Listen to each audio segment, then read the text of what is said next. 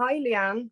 I'd love to thank you for coming to talk to us about disability and violence against women. I'd love to hear a bit about yourself and also the product you're involved with.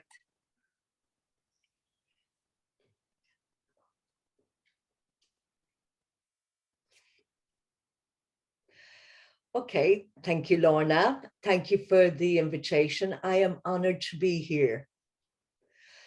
Now, before I introduce who I am Lianne Quigley. I am part of the Centre for Deaf Studies at TCD, and they have a project called Justice Science 2, and that is in conjunction with Professor Lorraine Leeson. Now, this project is done with TCD, the Harriet Watt University in the UK, the University of Virgo in Spain, and the European Union of the Deaf in Belgium.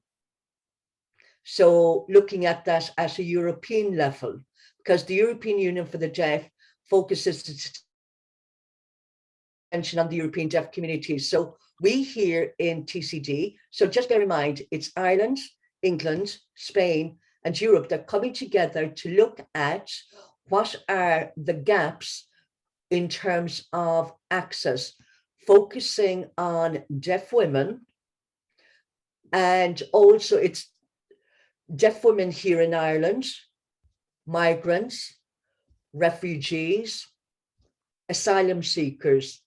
And the reason for that is because, take for example, here in Ireland, the everyday language is English for those who are migrants, and others, they do not have English as their first language. So we look at that from the point of view of access and look at the point of view of what are the gaps. Last year, we were involved in sending out a survey.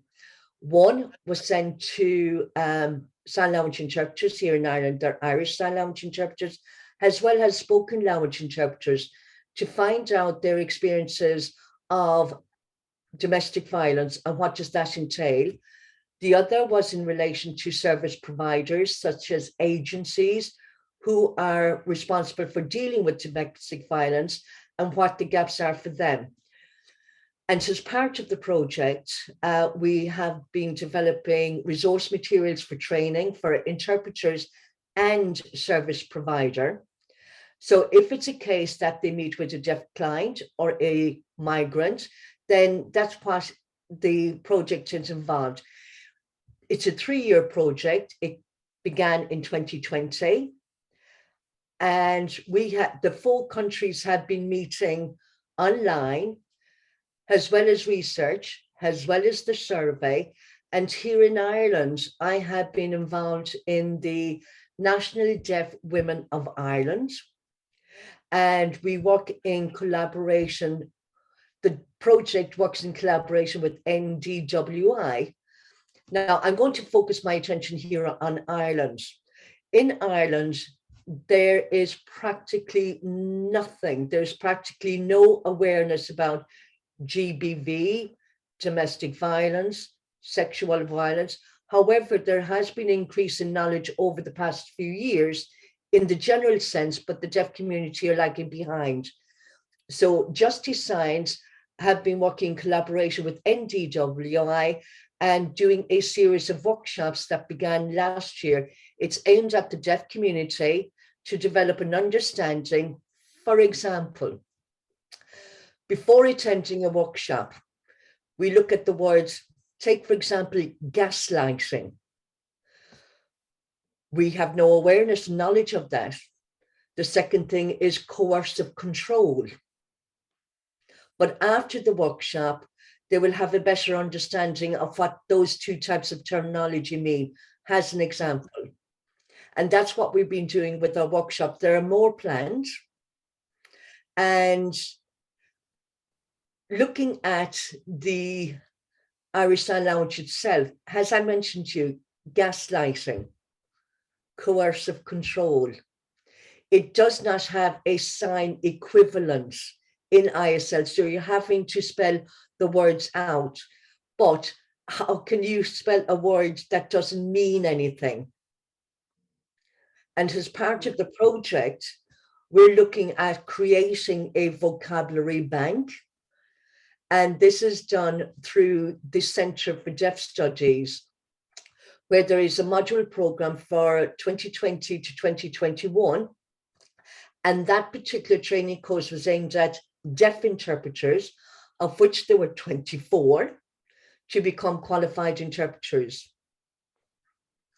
That group was given 80 words, such as gaslighting, image-based violence, and a list like that. So given those vocabulary to those students, and as part of their course of study, was to create a draft ISL bank, of which there are 80.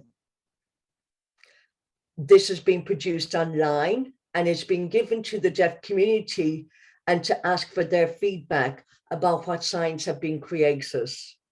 There will be another workshop that will be focusing on those who have got linguistic experience, members of the deaf community, to go through the draft vocabulary. And if it is accepted, then that Sign Language Bank can be sent out and disseminated. And it's more about developing awareness within the deaf community and also give them the capacity to have that conversation based on the vocabulary, especially for those who have gone through the experience, will have that opportunity to be able to express themselves in that way. And this is also good for the interpreters as well, that have the capacity to understand and know what the word is alongside the ISL. That's it in summary. I've crammed it in as much as I can, but that's what the Justice Science Project is about. Wow, that seems amazing, and it's well needed. Like, I know, like, I'm not deaf myself, but I would have friends who are maybe partially deaf that I'd know that they would be, that would benefit from them. I'd love to actually talk to you about fear within women, violence against women and disability. Now, here I have a statement here from a parent of a child, of a woman with a disability, and it's from their eyes of the fear of them growing up. Would you mind if I share with you?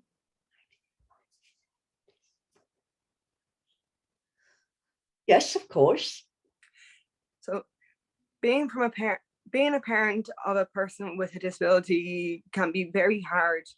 When they are young, you can control most of the situations around them, but when they grow up, and you have to learn to let them live their own lives and make their own mistakes, make their own decisions and mistakes, there are a lot of people who will take advantage. And I always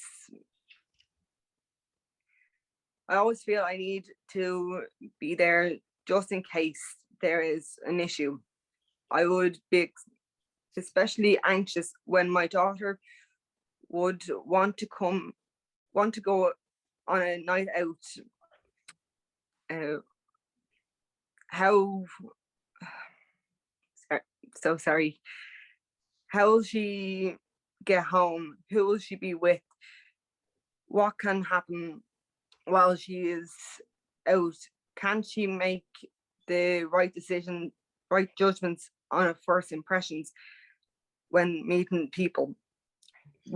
We would offer most times to collect her from whatever venue she is at, but are we infringing on her experiences of growing up? We always want to protect her, but at what cost? And now with the Ashling Murphy case, plus extra anxiety, on us, as we feel we need to be extra careful now and protect her on all her outings. Now, I was thinking about this here, and there's a lot of fear around disability and violence against women, because we are more vulnerable than a non-disabled woman. Like, I could list off a lot of examples. Yeah, a few cases where that I was, say, going to Trinity to study, and I walked a little bit faster when I've seen a group of guys pass me.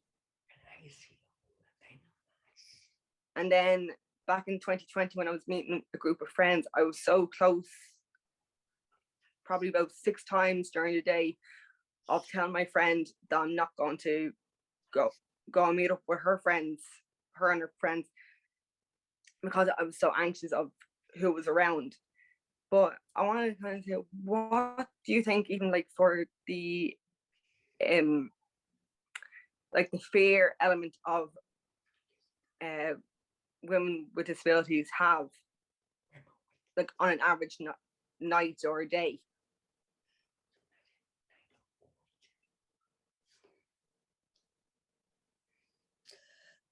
Thank you for that. Yes, there is fear with any woman, but particularly women with disabilities. That also applies to deaf women. And there are many cases that can be cited.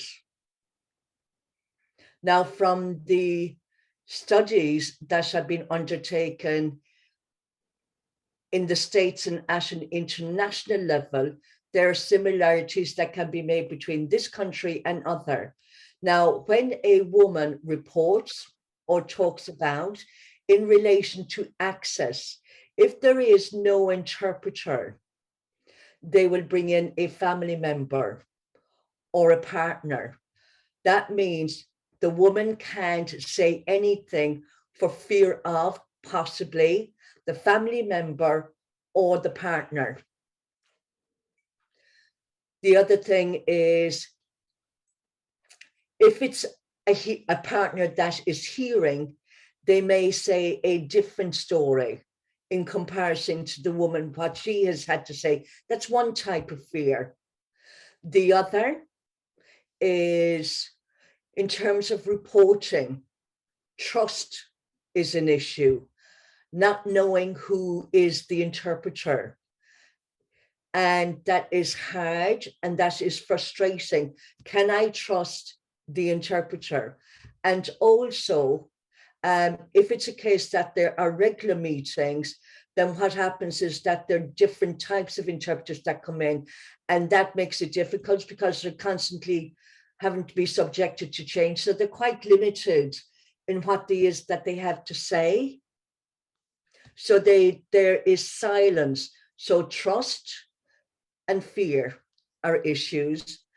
In terms of talking about anxiety, now for me, is at night time, because I don't hear behind me. So I'm very conscious of it. What if, because I won't hear anything. But during the day, it's different. Now, it's very rare that I think about safety during the day, but it's just think about, what about something behind me? What about something around the corner? So there's that type of anxiety that comes into play. So yes, there is fear in deaf women every day. But when you are feeling more vulnerable, you become somewhat paranoid a little bit more, and you become, your eyes are watching everything. Now, I have to say that that doesn't apply to nighttime. It can happen during the day when it's a very quiet street and you're not familiar with that place. Yeah, like I completely agree with what you're saying there, Lianne. Like, I find that like the what if scenario happens constantly, even if it's to the bus stop, because you're thinking, for me, I'm thinking, what if someone comes up behind me and because my balance isn't that great, what happens if like I get attacked, or I can't fight back to what anyone else would be able to do. Like, I think as well, it's gotten to a stage even for us, is the fact that we're a lot more vigilant in where we go about, like, say if there's specific routes that we'd go home, we might be a bit more apprehensive of actually going on those routes, or like texting family members to say, I'm on the bus. And sometimes it's actually very hard. The fact it takes a little bit of the independence away from disabled women. What would you think?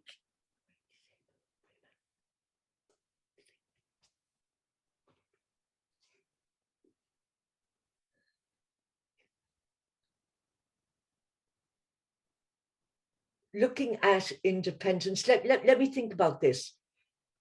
Of course, every day, everyone is vulnerable. Once I'm outside the home, I'm vulnerable everywhere. There's the likelihood of being attacked. Is it going to be possible? But I'm determined to be independent. It's very rare that there's anxiety. Yes, you do lose independence when you're having to ask someone. For me, when it's dark and I don't hear behind me. So it's about having but it is very, very rare for me to have to ask, but I know with every other deaf woman, they will each have their own experience. Some are okay, some will have anxiety. Now, on a night out in a group, I always text the others when I get home. We text each other to say we're home. So there's that sense of relief. And once we know that we have texted each other, we all know that we're home, that we're all safe, but actually we're all relieved for each other. And thankfully, we have mobile phones, text messaging. But if you go back decades ago, there was no mobile phones. Those women were even more vulnerable than we are today, because you wouldn't even know if people got home okay. So having access to the mobile phone, and also I remember about 20 years ago, we have the taxi app. Yeah, think about the taxi app. We didn't have that before. Now, I would be anxious way back then. Of course, there are, you have to prepare. Like, for example, I'll always have the key in my hand because you just don't know what's going to happen. So I have the key. Having the app is a little bit of a reassurance, because this is a professional service. It's not just a fake random taxi driver, because way back in the day, they weren't registered, they weren't licensed. So I do have a key in my hand. And also in terms of getting the last bus home, I will walk quicker with the key in my hands. And as a deaf woman myself, it is very rare that I use my phone. Now, I know that I'm deaf. So let's say there was a random person that was calling, I don't know. If there was a feeling of someone in front of me, what I will do is keep the phone in my hand to look as though that I was busy. Yeah, and that's actually a really great strategy, because at least then if you're not, if you kind of look like you're busy, it kind of distracts away from the idea that you can still hear. or not only here, but you can try and keep yourself safe in a way. Like I think as well, we all learn how to develop different strategies as we grow up, and like what suits us, like as you said, like looking at your phone to pretend that you're busy.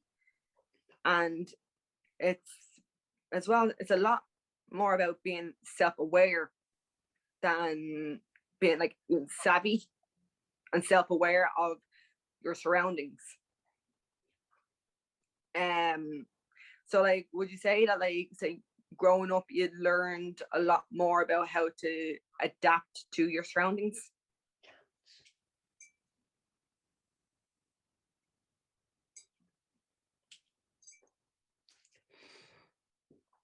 Going back to the phone, yes.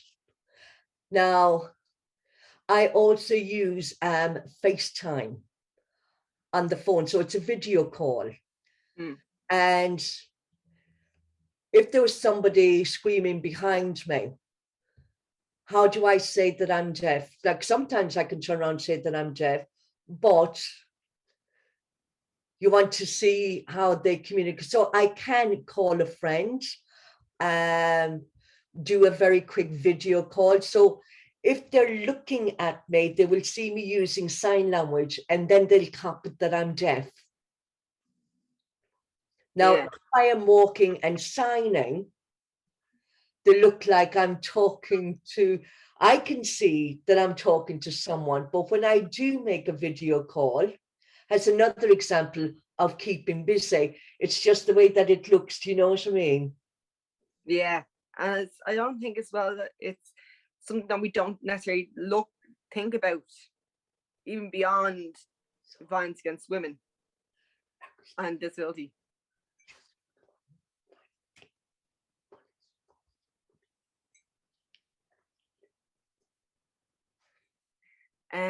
Oh, sorry. Sorry, if I may. So when you talk about being savvy, you talk about in relation to the environment. Could you just clarify the last point that you made? Could you just expand on that? So I meant that, like, as we grow up, like, to learn how to protect ourselves from any anything that could hurt us in any way. What would you say would be the things that you've learned how to, that strategies, say, like, other than the phone, that you've learned how to protect yourself?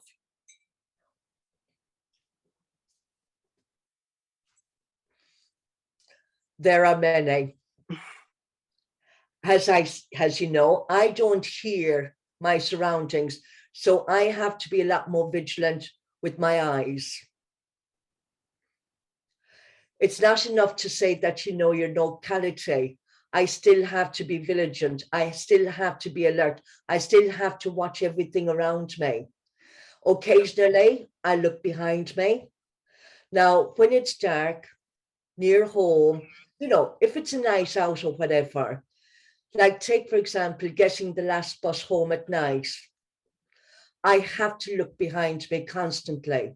Like it's just a few seconds just to be assured that there's nobody behind me. If there is somebody behind me, then I will have to decide, do I need to walk faster?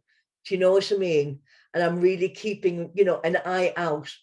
And that was a big learning growing up. That was definitely one thing growing up. And as I mentioned earlier, me using my phone,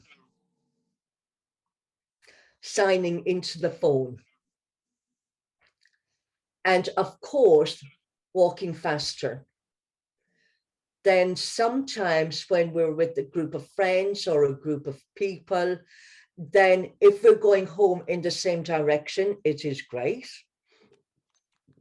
Now, when there's another one that lives near me, we'll get a taxi home together. Yeah.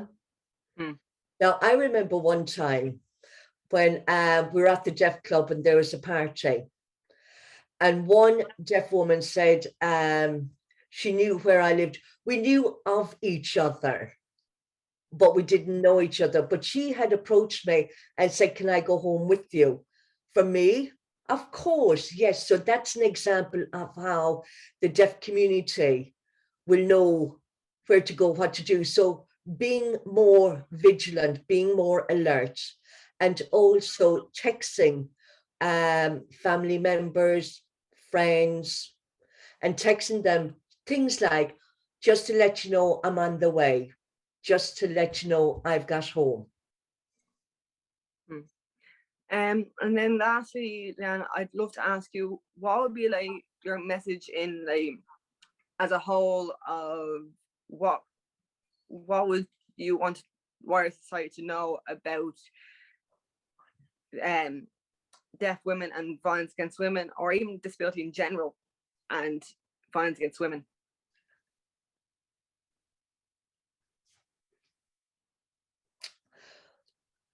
So the message in terms of safety, or Yeah, well, it can be about safety.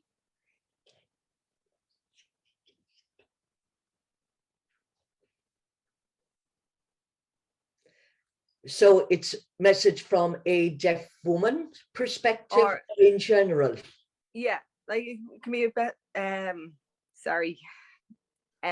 So sorry about this, Lianne. No, you're okay. You're okay. Yeah. So what will be your message as like for you as a woman, as yourself, what will be your message to wider society, or even anybody around? Doesn't have to That's about violence against women. okay, lovely. Thank you. Thank you. Thank you. Okay, so the message for everyone. What is important is that service providers, anyone who is involved in violence against women, consider deaf women, children, and men. And it's all about access. Access. That is critical for the deaf community because we get very little access to information, services in relation to domestic violence. Take, for example, this podcast. We don't have this conversation in the deaf community. As an example, this is something that can increase awareness in the deaf community. So engage with the deaf community, provide access to the deaf community. The fact that we use Irish Sign Language, and that Irish Sign Language be on service provider websites, that contact details would also be inclusive of a text number, email address, provide ISL interpreters, and not many service providers do that. A few do, and they are to be commended for that. Now, there are some agencies restricted on budget, also dependent on the locality around Ireland, but it's about having open access. We're often told, no, we can't.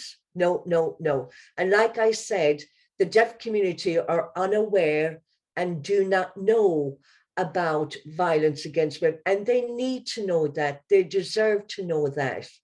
It's important to have a dialogue. It is important to share concerns. Now, look at the two of us today talking about anxiety and how do we walk. Now, because of the questions that you've asked me, thinking about me going out walking, that's something that I need to share with the deaf community. Yeah. Now, as a deaf woman, it is important to engage with deaf people. Do not assume that other people know what's best for us. Ask deaf women about their experience. Ask them, and then create safety tips. Take, for example, I've given you safety tips from me. There could be other women who are deaf that may have different tips. An elderly deaf woman could be different from me again. So looking at it from all of those perspectives. Well, thank you so much for talking to me today. I really, really appreciate it. And this is going to be a valuable conversation to be had. And it will probably stand for a long time.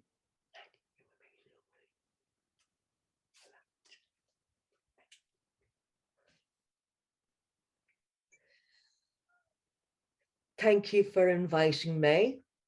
Now, some of the questions you have asked, you have caused me to think along more, and I've not had this kind of conversation. So you've actually made me realize that I need to explore the issue of safety a lot more with other deaf women. It is very rarely that we've actually talked about that. And this is important. This is why it's important to have open dialogue. We need to show society about the issue of women with disabilities, the fear, the vulnerability. We can't assume that they know. We have to know for sure that there is anxiety, that there is fear. And you're right, we are more anxious in comparison to our non-disabled counterparts. Yes.